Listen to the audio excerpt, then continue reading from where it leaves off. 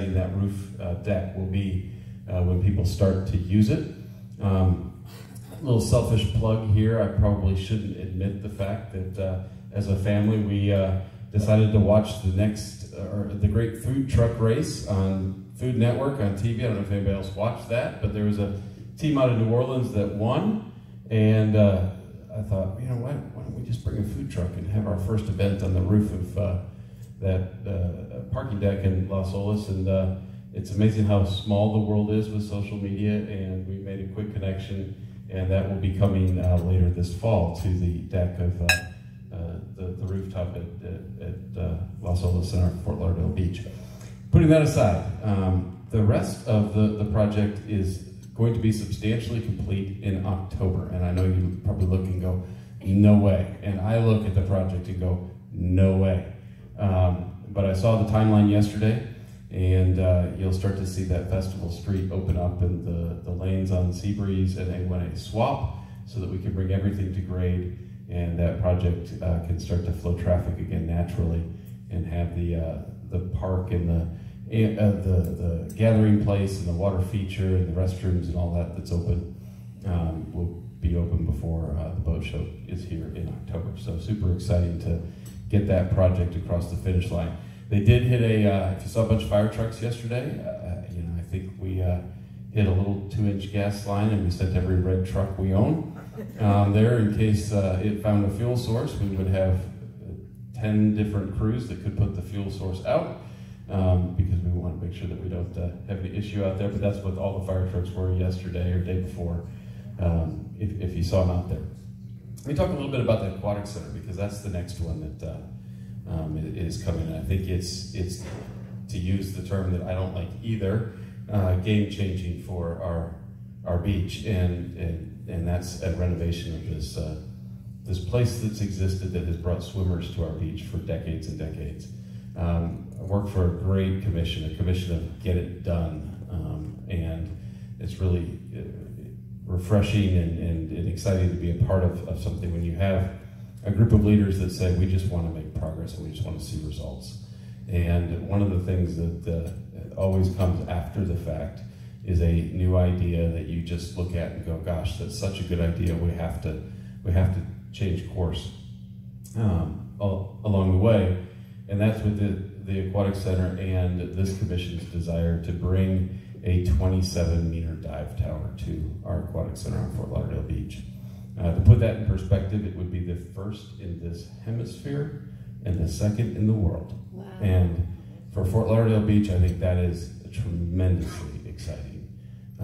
We believe that this new high diving, I can't even imagine what it would feel like to jump off something 27 meters in the sky and hit the water.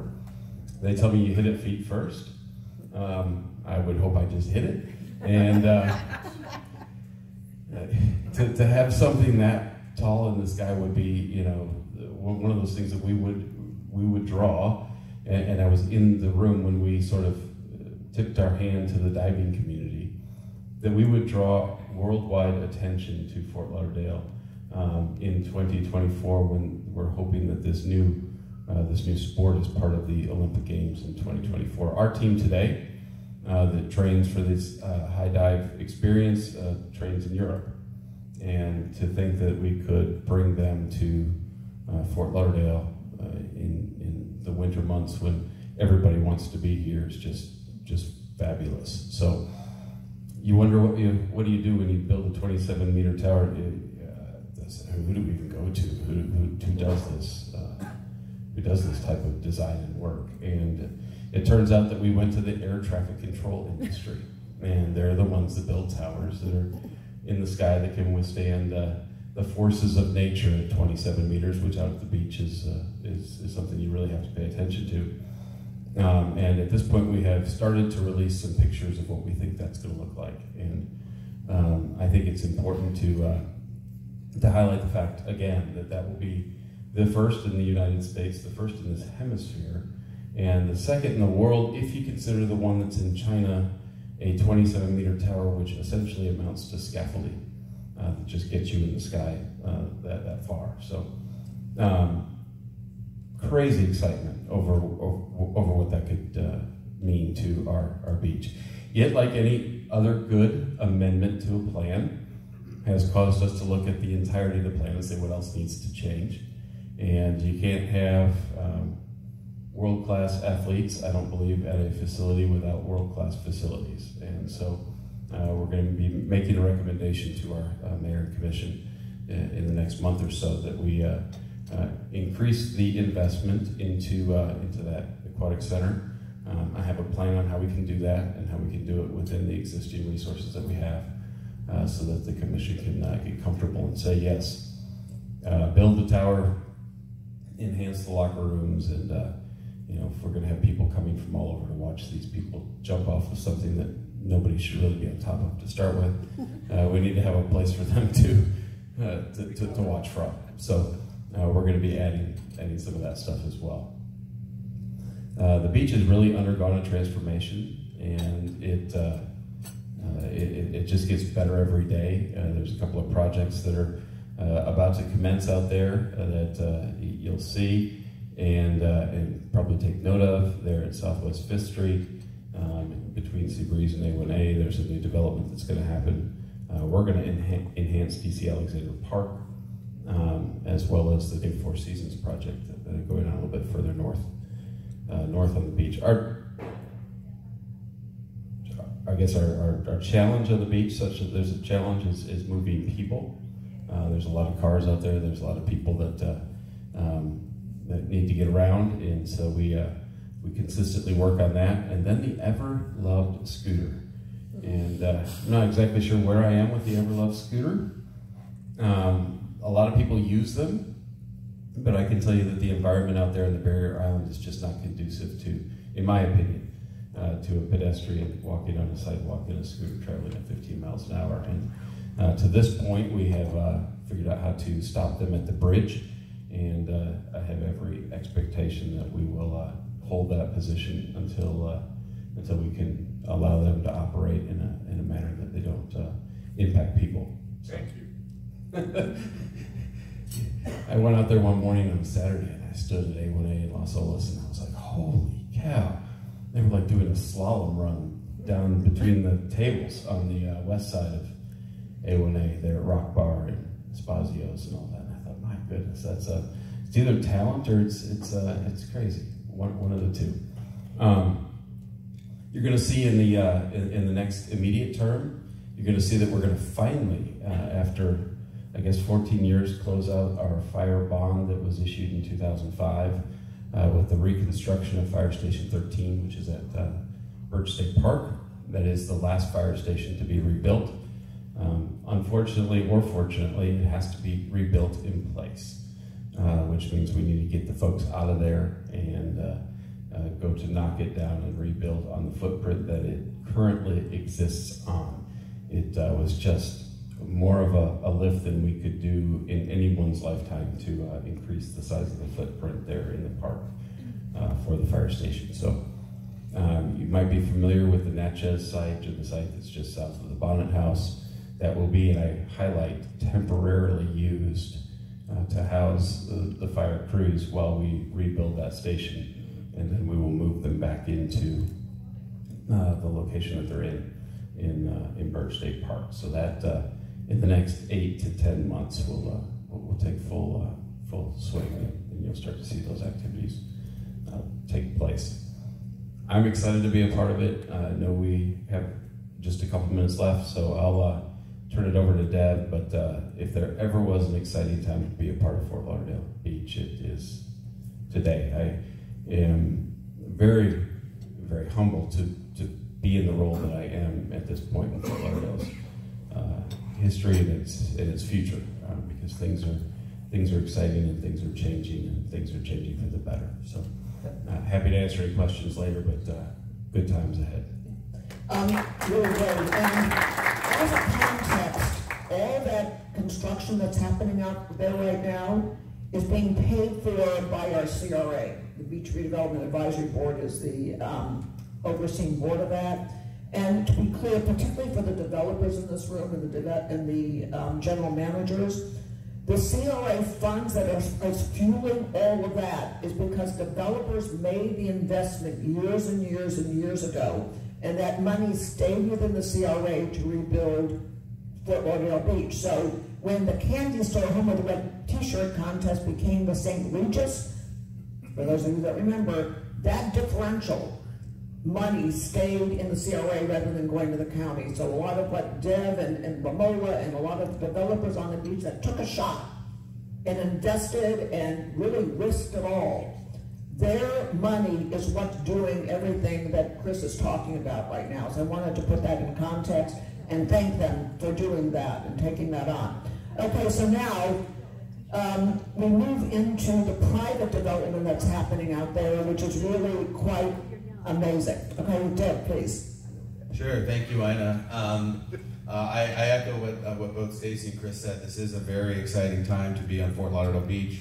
Our family has been here now over 3 decades, and we've seen the full transformation. In many ways, our family's business arc and transformation has followed Fort Lauderdale Beach, and I think we've been, our parents certainly are part of that process with many others like Ina who have been fighting this fight. So all that we enjoy now today, we really owe it to those pioneers and so many others, but those are the 2 in the room. I'm going to quickly go through our developments on the beach. I'll give you an update on those and then go through some other things. There's a lot going on both in hospitality as well as residential development, in addition to all the public improvements that Chris already mentioned. The Gale Boutique Hotel and Residences, we've completed the condo, 129 units, 100% sold. This says 124. I have a new analyst, clearly not as familiar with the projects. And the Boutique Hotel, which is the former Escape Hotel, for those of us who've been around for a long time. We were able to work with the city to restore that. It's a historic property, so it will continue to be open and operate and open to the public as a hotel, and we can celebrate all that property had done for our hospitality community going back many decades. That is also, we're scheduled to get that from the contractor in October, so similar to Chris, I can't believe it if you go drive around it, but I did walk it this week, and our goal is really to open by the 1st of the year. We're saying December 1 is the target, but the hurricane slowed us down a bit. So that will open this season. Great restaurant coming there, as well as the rooftop pool and bar that'll be open. The best sunset view in town, I can assure you. The Four Seasons, we have now, as of yesterday, thanks to our city manager, have our MOT, which is the last thing we need to go vertical. So construction is hopefully out there today. We've actually been under construction for over a year doing the subterranean garage. That took 14 months. And it did stay dry during the rains and the king tides, so that money was not wasted. About 24 months to complete, and this property is special to us because it was on the property where the Tropique was, which is the last property my parents bought together before we lost my dad 25 years ago. And so again, as I talk about that arc of Fort Lauderdale Beach, going from Spring Break Motel with great but not so classy beach bar to a Four Seasons, which we will have a signature restaurant, and talking to some world-class restaurateurs. We'll announce that closer to opening. So I think that really follows the arc of all the great work that we've done here in Fort Lauderdale. This is 530 Birch, a small condo project we'll be doing right behind the Four Seasons. That's fully approved by the City Commission. And that'll start after we get the Four Seasons going. We don't have the Paramount here. That's a project my brother did on the former Howard Johnson site. My mom's currently living there. So Chris, if you could keep the fire truck noise down at the temporary fire station, I think she would appreciate that. But whoever thought we'd have a luxury condo where the old Howard Johnson's was. So I used to go to the Denny's there and try to sneak in and get the free breakfast bar. So Stacy and I both have similar stories. Different, but different. I remember at 2 o'clock in the morning being why we were so hungry. Exactly. I was there at 7 or 8 in the morning when nobody else was. No one's paying attention. So those are just some of the things that we're doing on the beach. I'm going to quickly go through a bunch of other projects. Adagio, a small condo on the Intercoastal that just got completed. It's about 80% sold out. This is the, sorry, the name, the Curio is now called? Yep, the Curio, which is now being completed. The 321 River's Edge, it's called now. 321 North Birch is the address. That's another condo currently under construction. The AC Marriott, I think, is going to be a great addition to the product we have on the beach and complement that. That's under construction right now. The Wave on Bayshore is a cool boutique condo building on Bayshore Drive, also currently under construction. This is I think this is, they don't have a name, but this is one of the condos. Is this the one right? It's A1A in Las Olas? Yeah, okay, so it's the hotel project. Sorry, I should put all the addresses and not the name of the project. But another project that was recently approved, hotel project, right on A1A.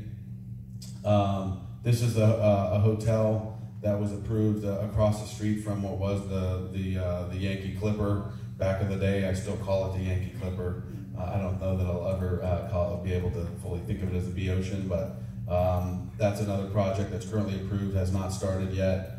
Obviously, Bahia Mar has an approved site plan. We all probably remember that process that's gone through.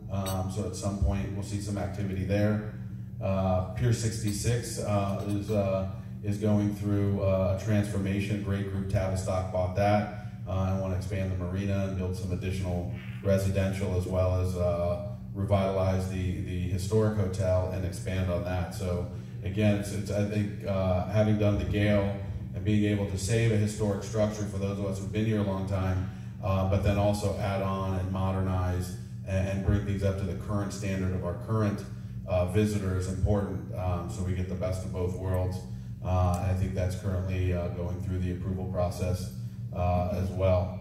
So a lot going on. These are some renderings for Chris and all the great things that he talked about. We thank the city and the CRA board for doing all this. These are things we've been talking about for decades, and we're finally getting it done, and I think it's fantastic. All these are, we have so many new visitors coming, and that visitor's expectation is much higher than Nickel Beers, although I'm not knocking Nickel Beers. At the Elbow Room and the Parrot still to this day, so I enjoy our historic properties, but the reality is we have more and more people coming, and we need more and more things for them to do. We have to keep them entertained so that they can come back. Obviously, all the events that the CVB supports, we certainly appreciate. We need that continued to support. I'd like to think that the 5% boost in May was directly correlated to the return of the Blue Angels over the beach. So thank you to both you and to the city for supporting that event. But it's exciting times, but this doesn't happen overnight. I just want to remind everyone, this is a process that started 30 years ago, and like I said, people like Ina and my mom have the battle wounds to have fought those battles for 3+ decades to make this happen. So I'm forever grateful to them and the many others, and Tim Chavone and others who have fought it out here to make this a better place for all of us. And then the Convention Center Hotel, I did not know it was the 4th go around. I thought it was the 3rd, so that just tells you how long it's been going. So thank you for your leadership on that. I know you've also been very involved, and Dan and many others in this room. That's exciting, I agree. It's a game changer, and looking forward to that getting done. So thank you. Thank you. We're going to have an opportunity for some questions, because they gave you a lot of information today, folks, right? And I love when you put it all together, both the city and what the CVB is doing and what the private sector is doing. We're talking about billions of dollars, folks, all going into this 1 mile. And what Chris didn't mention, but the whole North Beach Village area that's directly behind the W and that whole area back there that Parasanta invested millions in of his private dollars, the city has now set aside money to help the infrastructure in that area too. And that's kind of like the next wave of all of this, is that whole area behind Bayshore and Breakers and like that. You may want to say a couple things about what's that. going on in that area? Gosh, it's totally cool.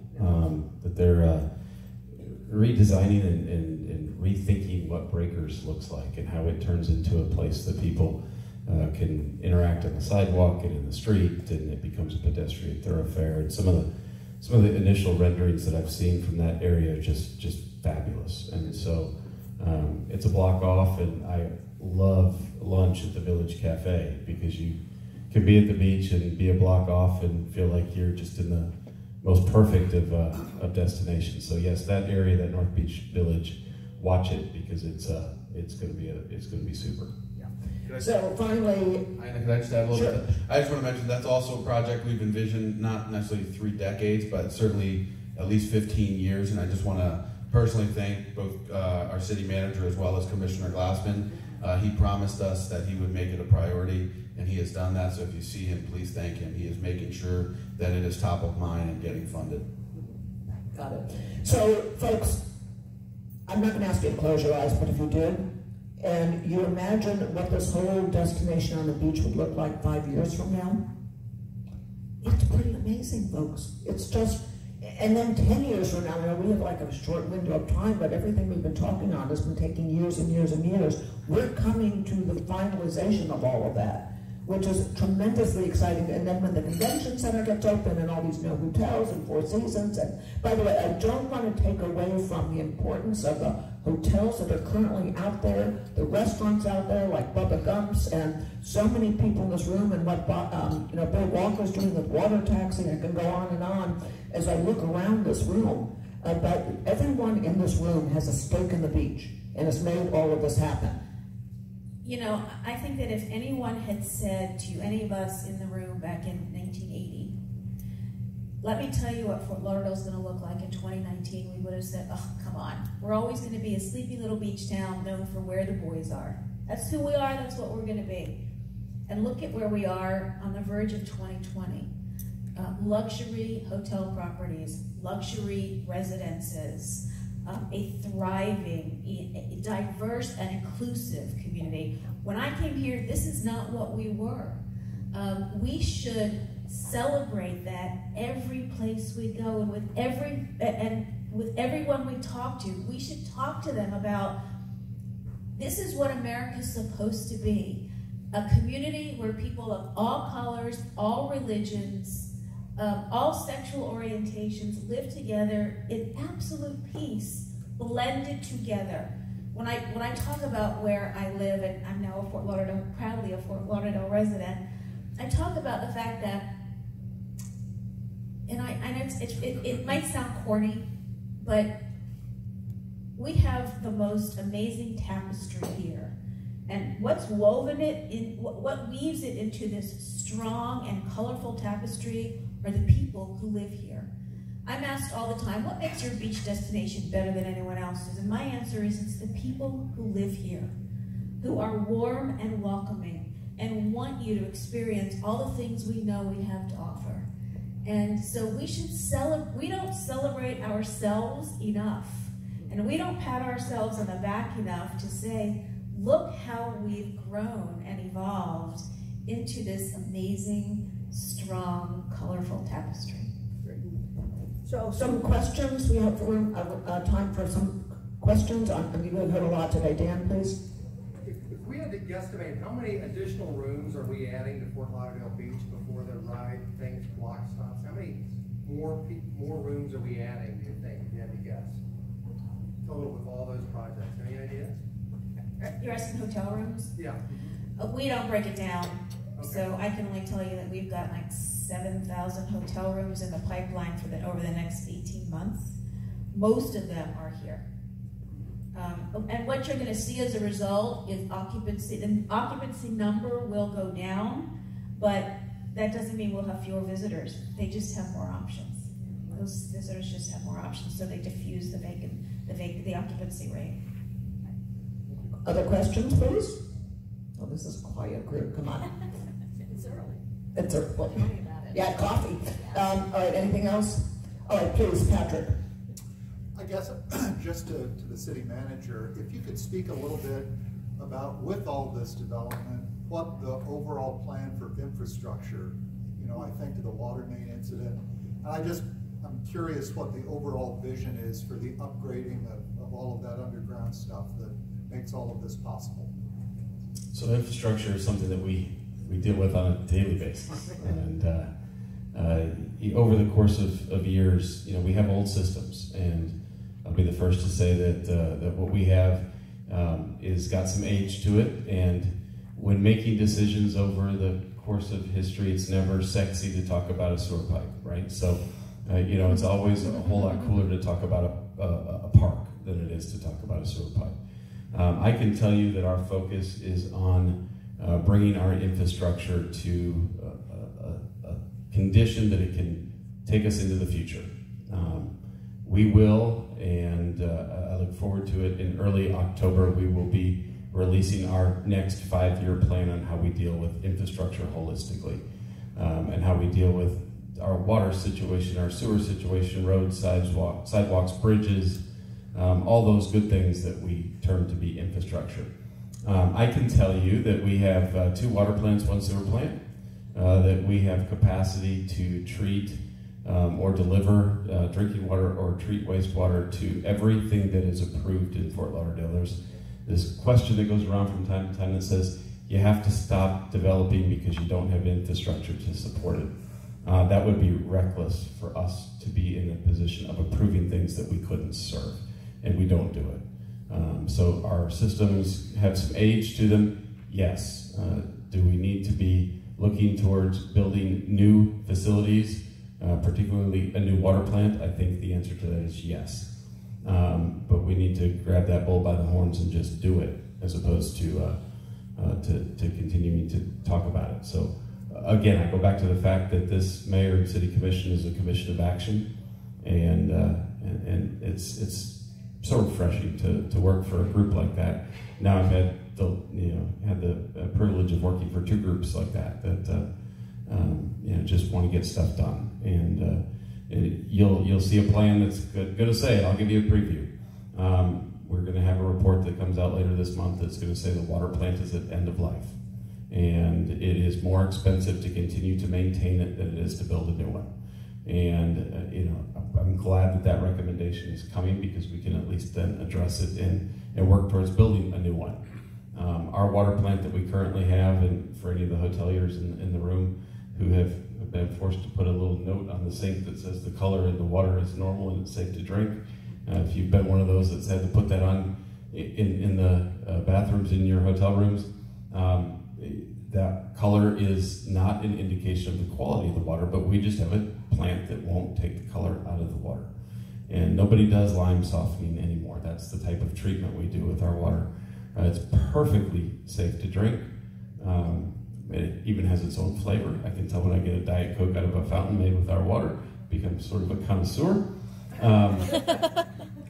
But that's not necessarily what we want to be known for. And so I think you're going to see that we come with a real strong recommendation towards the end of this year and early next year to bring a new water plant online, to build it near our well field, as opposed to where we have it now, which is some distance from where we actually extract water from the ground, and start to deliver water to our consumers that tastes as good, just a little bit clearer. All right, folks, we can go on all morning, and we all have to get back to work. One thing I want to finally say, by the grace of God and Goddess, everything we're talking about today in the economic engine of Fort Lauderdale Beach have been wiped out in a heartbeat. And we are very blessed, and I also want to salute those in this community. So many people have stepped up to the plate to help the people in the Bahamas, and that could have been us. So we have a lot to be grateful for. I want to thank Stacy and Deb and Chris for being here this morning, but more than just being here, for what they do every day, probably 7 days a week, way more than a 40-hour week, to do everything they're doing on behalf of all of us. So thank you very, very much.